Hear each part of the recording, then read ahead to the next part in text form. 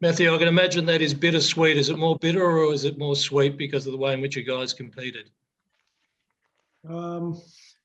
Unfortunately, Rooch, I think that's you, Rooch. It's more bitter because we're disappointed and we're competitors. But you're right. There's a lot of positive to come out of that effort. We came into the game with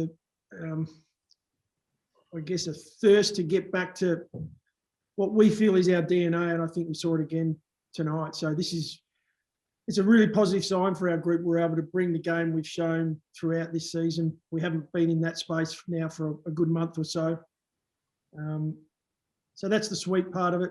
I think the guys are proud of the effort they put out there, but gutted to, in the end, fall short against a very good side. We had them at 11 points, I think, at half-time. Well, to keep a side like Port Adelaide to 11 points at half-time shows we found the game that we want to play, the style, the DNA. Our members and supporters, I hope, watched that game and enjoyed every second of it, apart from maybe the last 5 minutes. Didn't quite go away. Was that style of game, did it not go to the full distance because of the damage that was taken to you on your players who were subbed out? No, I don't want to use that as any excuse, but it was challenging in the end.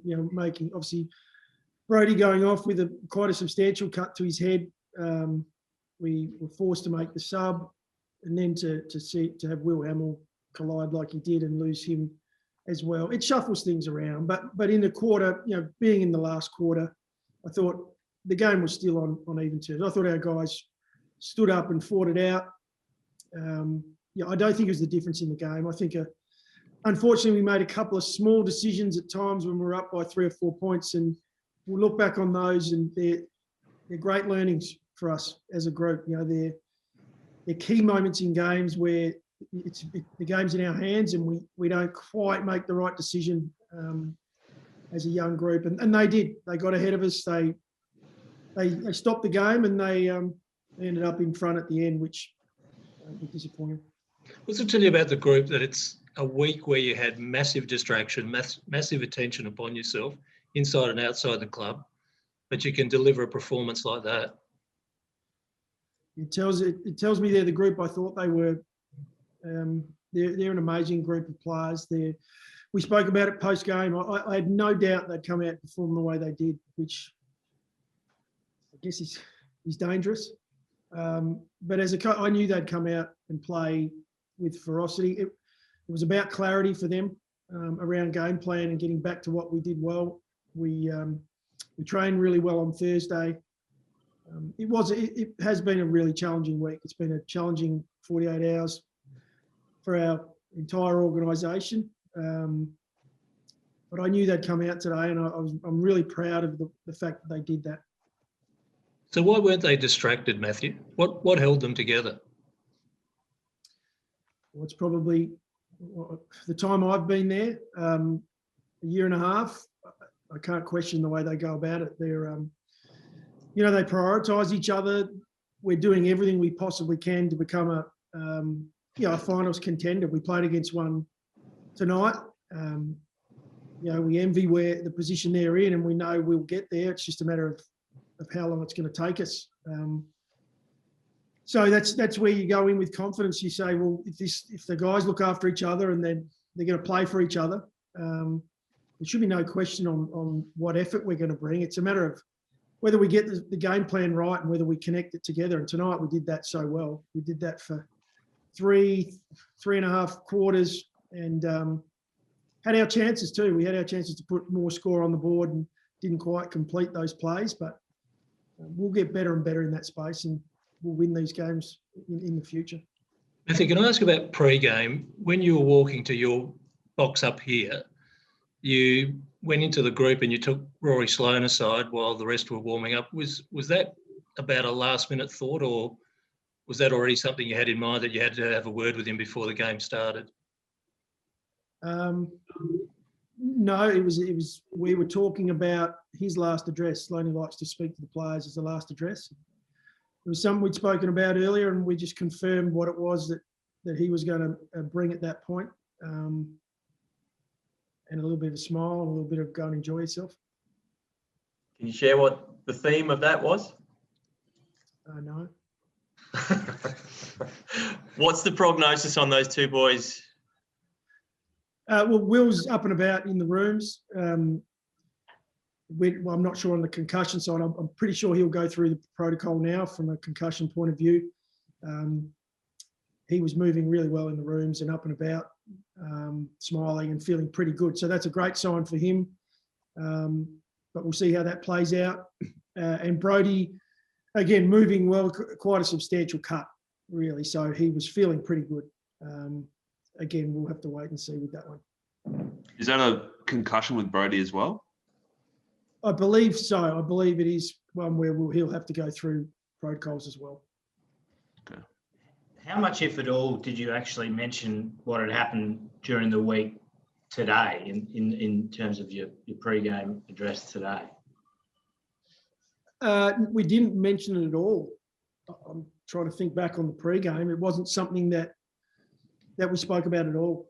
Our preparation, as I said, from a footy point of view, was spot on. We went to work. When it was time to go to work, we put our heads down and we knew it was a huge game for us as a footy club. And so we didn't talk through that at all. We basically got back to what it was that helped us play our best football.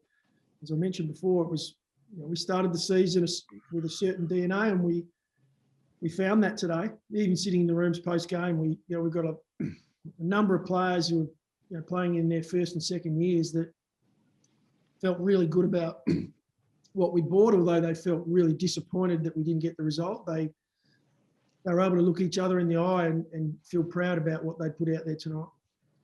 Matthew, as an old defender, could you appreciate Aliir tonight?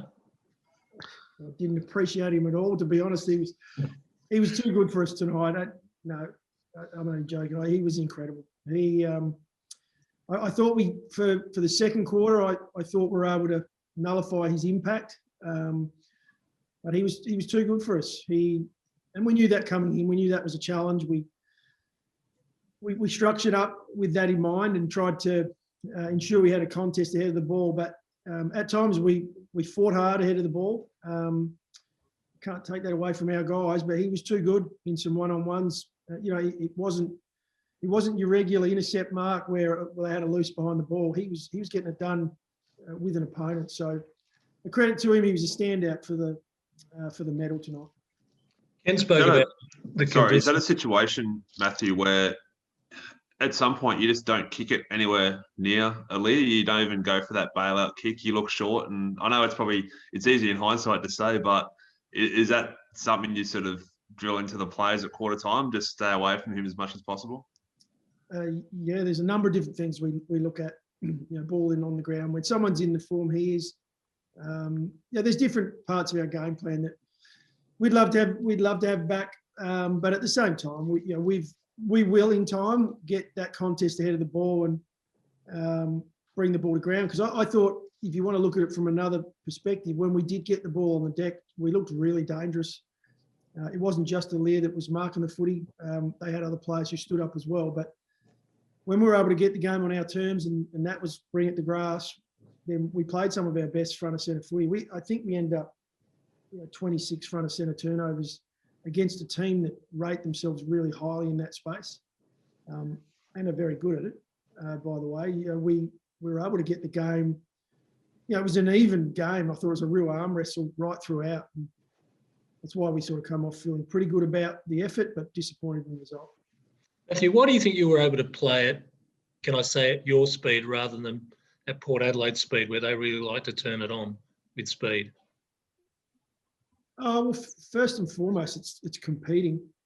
I thought we competed really well early, and we started the first 20 odd minutes. The game was on our terms. It was front of centre for us. We challenged them. It was hard for them to speed the game up from their back 50, and that was how we came in. We'd love to play the whole game that way, but it's not easy to do against a top four side. They arm wrestled it back. I thought coming out after half time, they made some adjustments. They looked to really own the ball on us, and they were taking it sideways and looking for short lead ups.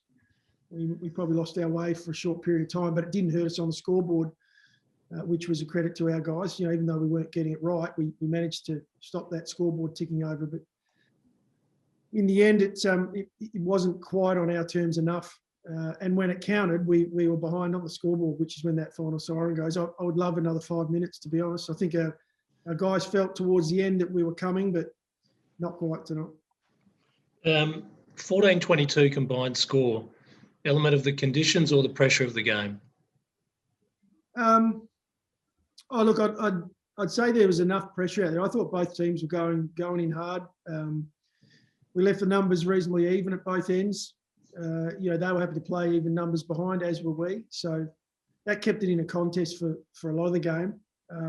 But it was dewy. It got slippery as the game went on. You know, in the warm-up, it was quite sticky out on the ground. And then when we came out for the first bounce, the dew had started to appear on the grass. So it was slippery, and that sometimes lends itself to being a little bit more of a contest. But I thought both teams brought a mindset to compete.